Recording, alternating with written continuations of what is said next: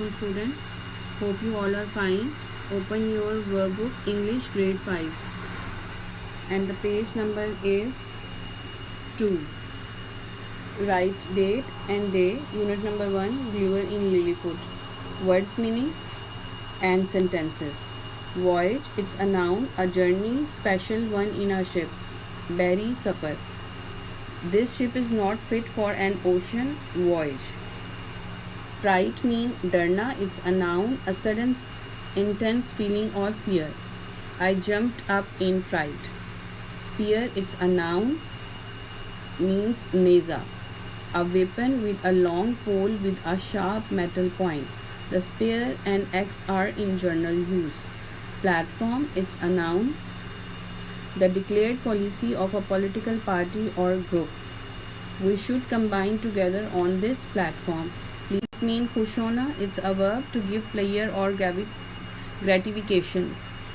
It's my pleasure to meet with you. Now come to the next page, page number 3.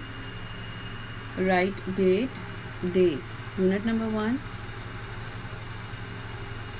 What is the story mostly about? ये story किसके बारे में थी? It's a story about how Lilliputians treat Gullivers. आपने story में पढ़ा है कि Lilliputians ने ग्लीवर के साथ कैसा सलूक किया.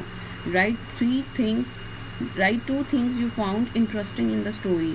Number 1, their loaves of bread was very small. उनके जो रोटी के टुकड़े थे वो बहुत छोटे थे because they were little men. They tied Gullivers with the thin strings. उन्होंने ग्लीवर को पतली स्ट्रिंग्स के साथ या रस्सियों के साथ बांधा हुआ था. Alphabetically order, write the given list in ABC order. Mean A वाले वर्ड्स पहले आएंगे, देन A के बाद B आता है, B नहीं है, जो भी वर्ड इसमें आपको सीक्वेंस में नज़र आ रहा है वो आपने इस तरह सीक्वेंस वाइज लिख देना. Now come to page number 4. Answer question. Write date and day. Why were the Lilliputians able to tie up Gulliver? Lilliputians Gulliver को कैसे कामयाब हो गए टाई अप करने के लिए? क्योंकि ग्लीवर बहुत बड़ा आदमी था और Lilliputians छोटे लोग थे. Because Gulliver had fallen asleep, क्योंकि ग्लीवर सो गया था. List the thing in the passage that prove the Lilliputians were very small. हमें कैसे पता चलेगा कि Lilliputians बहुत स्मॉल थे? There arrows were very small. They use ladders to put food in Gulliver's mouth. They were 6 inches tall. 6 inches tall थे. उनके पास छोटे एरोज थे और वो लेडर पर चढ़कर ग्लीवर को फूड दे रहे थे, प्रोवाइड कर रहे थे. Number 3, if you become very tiny like the Lilliputians, what are the things you would like to do? I can easily sit anywhere.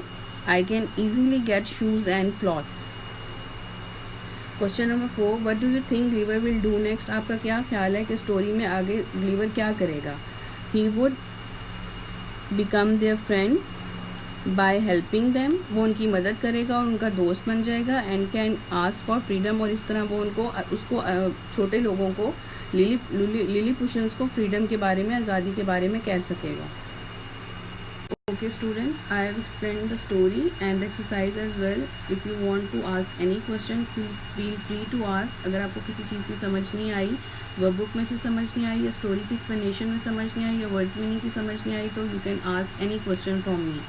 आप डिक्शनरी को भी कंसल्ट करें वर्ड्स मीनिंग के लिए और ख़ुद से भी ऐसी स्टोरीज़ मेक करने की कोशिश करें.